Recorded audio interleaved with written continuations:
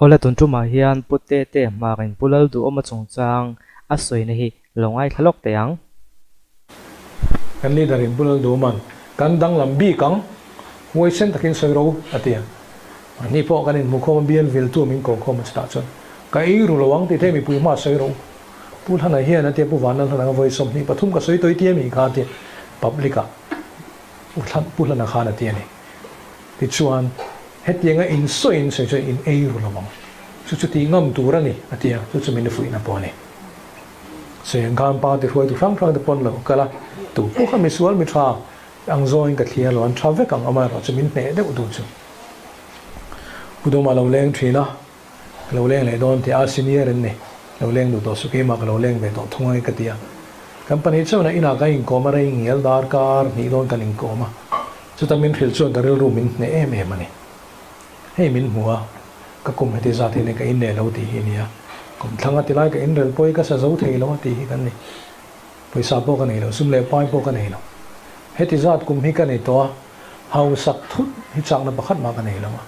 sum le pai han in nei pakhat ma ka nei lo han du am chan tur hi ka nei to lo ni chu wang chuan nang nin min ron zom ura ti chuan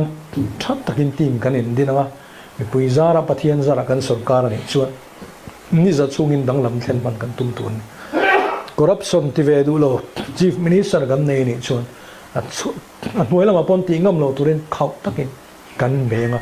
mizoram siam that nai kan tan thea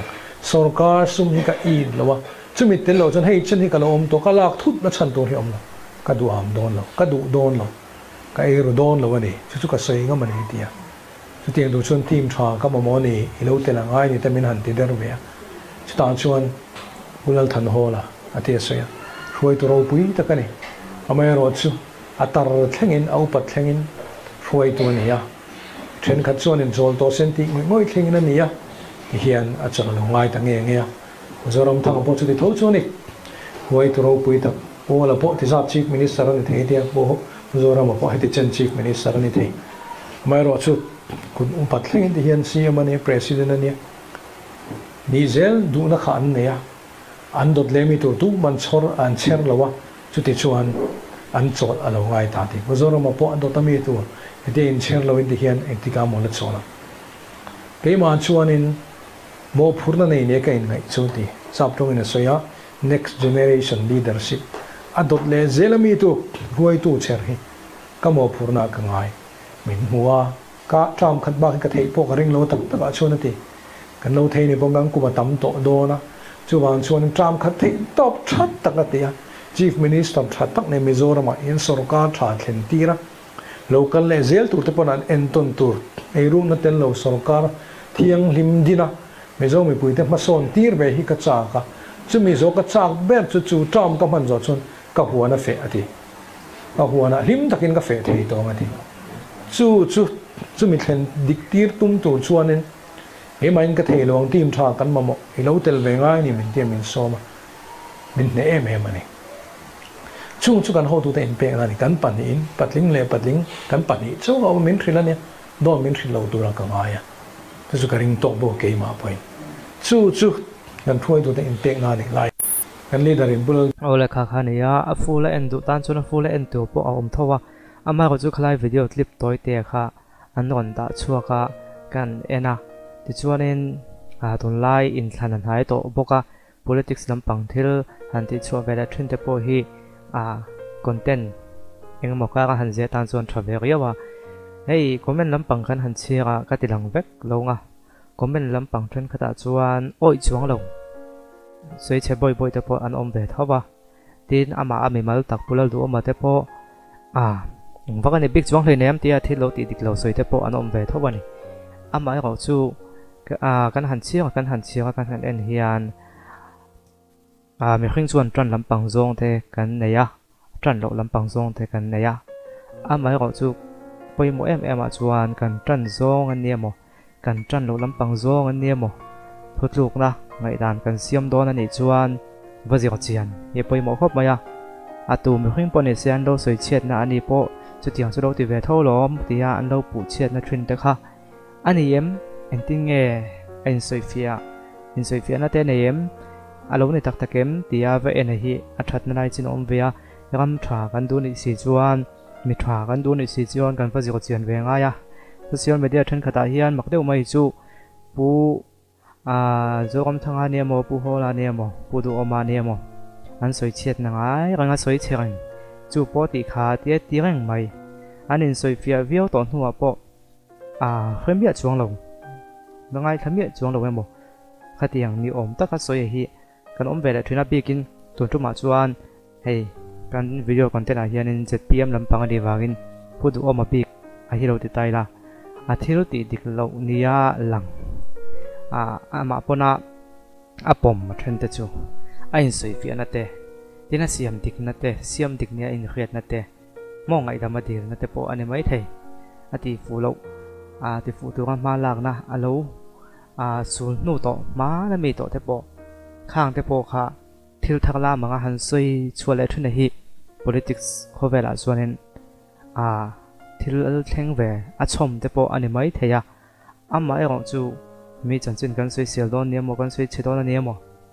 thuthlok na kan siam don niamo zio chian ve deuh te hi thokop mai a chan chu yong wange kan ti chuan kan hma lo ka kan in thlang dona pa ti pathum so ka na siam thei mai ang ti tu an oma chung zinga chuan kan duwe mo du lo ve mo tuwe ma tak chu kan lal don ani kan duwe mo du lo mo chu mi ro kan la hnoya chuan kan om le dona chu ta chuan mi thalo te mai ang an lo lal ani chuan ke chu kai nol ve lo tin kut kan sil thei lawa an lal na hnoya kan om don thowa an khre om rolin kan khre omanga mi zo kam a khre om rol te a ka thei rol te ten kan ka thei ve zel dona chu mi ni wang chuan kan duwe mo du lo mo sa pa ma ka pem de dong ke chu kan ti dingo si lo chuan ve tu na kan se na nga ya in thanan hai to khom mai kan hma lo ka du than tu pathum kan nei ai nga ma ka du lo ti thei lo ni setan ale isua ang de ka te khina ke chu isua pol kan ni du lo ke chu setan pol kan ni du lo a ti ngot thei lo wa kan ni du mo ni du lo mo khwe mo zok chu kan ni nge nga ya chu tiang chuan du than tu pathum mo ma chu ta chuan ai nga ma ka du lo kan ti ngot thei lo wa tu mo be ka thu nei na hnuaya kanom don tho tho ani chu kan ram kal phung ani tat ni mi pui ta nan than chin nuaya kan om lo thei si lawa mi pui kan ti hian ke ma chau kan ni lawa tel lo mai la mi pui mi dang tam ta kan oma chu mi ta nan than chin nuaya chuan kan om ngai don thowa chu wang chuan in thanan hai zela ngai tu na se na hun to khop mai mi an thalo hei chu tia kan khek don chuan tu ma hi fam ki manom lova amai ro chu pathum du thanangai don tho sia chu ta chu na khoi hi nge kan than ta kan le tia ngai tu na man chu a hun to khop mai mn fian fam ki me kan ti na ni ho lova fam kim lawang amai ro chu kan phoi tu chuan an ni hi an pathum jing ro wa chuan a thaber mai om mang ya kan ti ni chuan kan vote mai nga amai ro chu kong hwe si thalo ma se an ni pathum jinga khrim chuan an thabere kan ti ni chuan kan vote le mai nga zpm hi an ni pathum jinga chuan azia be lo ma le kan ti ni chuan kan vote le mai nga chu ti ni lawa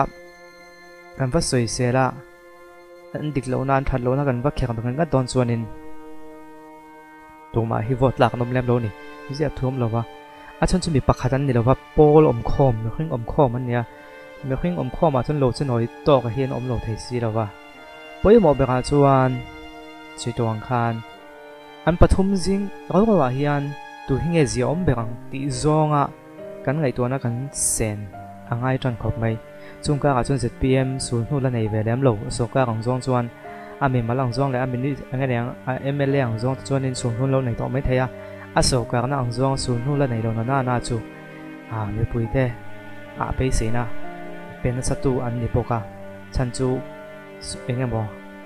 kan so ka ran huna chuan ti khan ni vek maya lo so ka to ni ro chuan in chua chan la tu hom do na kha lo si lo wangin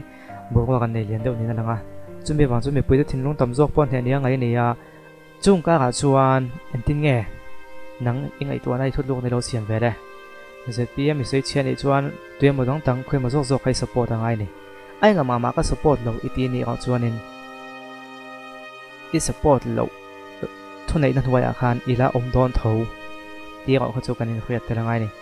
mà có chú cái chú vai mà cái pem để đón sập mà cái pem để đón thì ní có cho nên cần suy thấy đâu đấy